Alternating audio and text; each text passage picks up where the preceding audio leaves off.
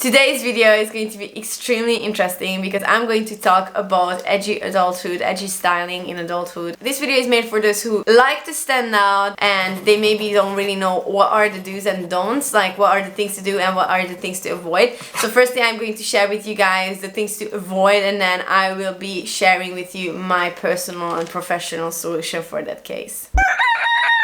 Buongiorno you guys, welcome back to my channel. If you're new here, hey, my name is Chenga. I'm a personal stylist based in Milan, and this channel is mostly about alternative edgy styling and finding your own personal style and sharing so many useful information. In my opinion, today's topic is going to be incredibly interesting, especially for those edgy adults that are still out there, still want to appear, still want to make a difference, but maybe they feel a little bit lost. And so if you're one of them, just keep on watching. But before we get into this video, I want to give a huge shout out to the people that recently subscribed to my channel, guys.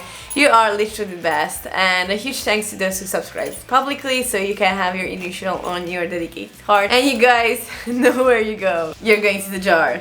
I have to give a disclaimer. Even though I'm a stylist, I really deeply believe in personal style, and I really deeply believe that everybody should feel free to wear whatever they feel like. So if I say something that you love wearing, but I say maybe it's not really recommended, just don't about me, okay? Feel free to wear whatever you love. That's the main point, your confidence, and your confidence can be boosted only by yourself. I don't really know if I should wear a hat or not, because I really vibe with my hatless style today, but should I?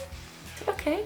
So the first one is, don't try to look like a teenager. We need to accept that we grew up, and even if I'm now 28 and I really feel like the emo style comes back to my heart and I really love the old me, I always have to remind myself that times changed, and I do believe that we are like a good wine. I know we usually say it for men, but I do believe that it's true for everyone. We are aging like a good wine, and as our styles and lifestyle and our experiences just get together, we change and our style elevates and our style gets to different levels. I would definitely suggest you, if you're an adult, to go for like a more serious direction in your styling, but it's really relative. So you really have to feel like what are the main guidelines in your personal style that you still want to keep, and just try to avoid all those teenagey, you know, outfits that make you look like someone who just doesn't want to grow up. So for example, I definitely suggest you to wear more heels. When I used to be a teenager, I didn't really wear heels, but I think heels are very feminine, and also some nice bags. But I'm going to tell you more in details just ahead, because these points come one from the other one, so I just don't want to spoil the whole video. The second one is, do not wear just random colors, or do not wear just black. I'm wearing pink today. A very good tool to elevate your style, to become more serious about your styling, is knowing what colors fit you the best. And if you never heard about this before, I really recommend you to check out my other videos when I talk about it, or just check out any other YouTube videos. There are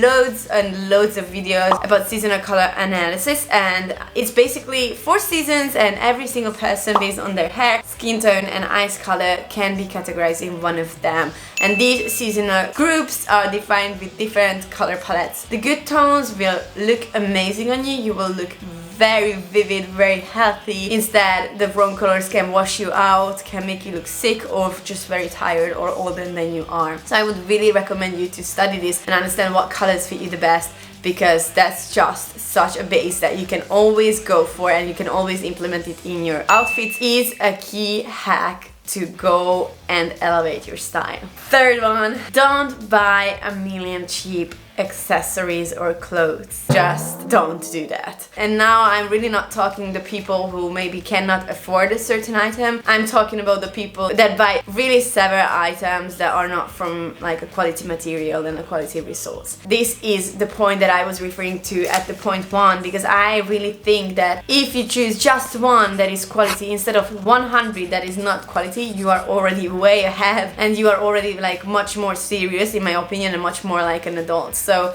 what I do, for example, and I have another video about that, I sold like a lot of my items that I wasn't wearing anymore, and I just purchased on that amount of money a Pinko bag. And that's just like a cool hack. The quality of the items, the stitches, all the small details that you can have in your outfit talk a lot about you, especially if you are in like a working environment or just like randomly going out. You know, it talks a lot about you, how serious you take yourself. As we grow and as we obtain jobs, we can maybe be more free to choose what we are wearing and what we are purchasing. So if you can choose, I would definitely recommend you to have less but better quality. Maybe not many people know, but when you go to a Zara, you go to an H&M, and it's like, oh, all recycled materials, and then you switch to the other side of the card and it's like, yes, like the sleeves 30% are made of recycled materials and everything else is just synthetic new stuff. And I really recommend you to get informed about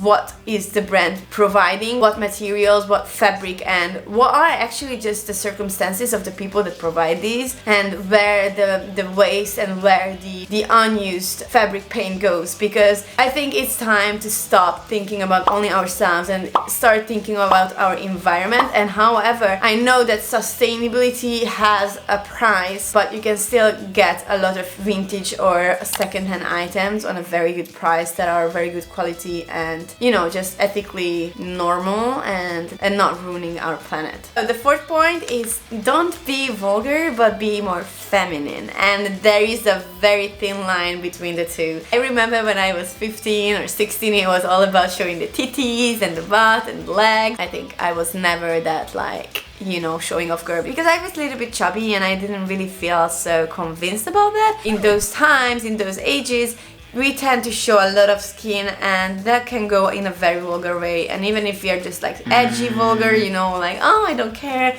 I just show off my everything,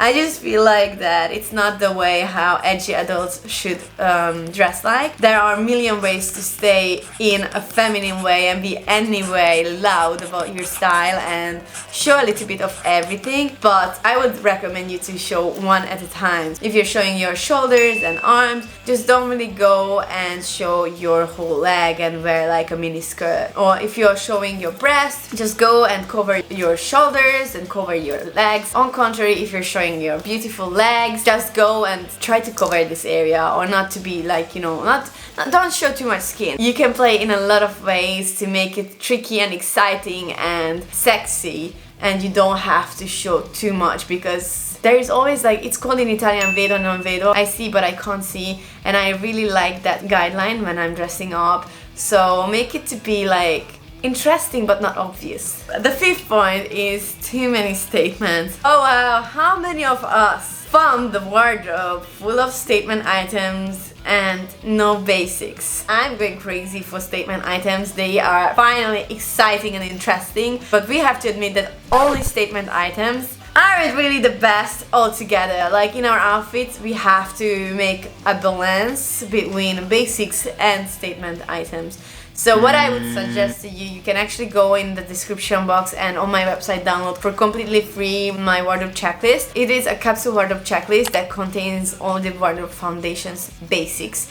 These are really simple, extremely simple, not colorful, not decorated items that you can match in different infinitive ways. Not infinitive ways, but obviously like the less amount of clothes, the maximum amount of combinations that you can create. Our style has to be more, not really delicate, but more sophisticated, and not in the sense that you would think, in the sense that it has to talk about an adult. The right quantity of several type of items in your outfit is a really good symbol of showing that you are an adult and you really know what colors fit you and really know what type of clothes fit you. You really have a defined personal style. So try to keep a good balance. I usually implement 2 or 3 statements in my outfit, sometimes just one. Like this jacket is honestly, it talks for itself, and I know that it is the center of my outfit, so I don't really go with statement shoes. I rather choose something like a simple black boot, maybe with some studs on it. So these were the main guidelines. I think when I started to create my own personal style, I had to clean and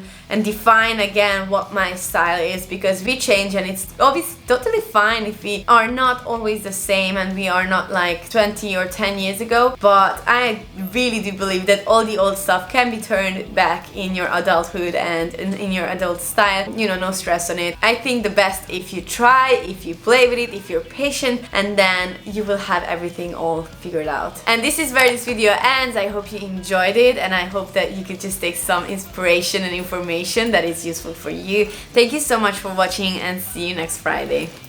Ciao!